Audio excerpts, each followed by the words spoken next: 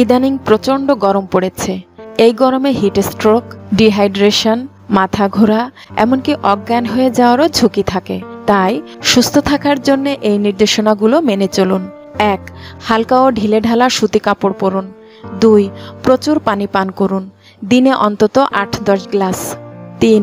Vitamin C জাতীয় ফল যেমন কমলা, মাল্টা, আমলকি, আনারস, জাম্বুরা, তরমুজ ইত্যাদি বেশি খান। 4. লেবুর শরবত ও বেলের শরবত পান করুন, এতে শরীর ঠান্ডা ও সতেজ থাকে। 5. ফ্রিজে রাখা ঠান্ডা পানি খাবেন না, সম্ভব হলে মাটির কলসে পানি রেখে সেই পানি খান। 6. দিনে একাধিকবার গোসল করুন, এতে শরীরের তাপমাত্রা স্বাভাবিক থাকবে। 7. রোদে বের হলে ছাতা এবং পানির বোতল সাথে নিতে ভুল করবেন না। 8. দুপুর 12টা থেকে 3টার মধ্যে বাইরে যাওয়া এড়িয়ে চলুন। 9. ঠান্ডা ও পানিজাত খাবার সহ রসালো ফল বেশি খান। 10. অতিরিক্ত ক্যাফেইন ও ভাজা পোড়া খাবার এড়িয়ে চলুন। 11.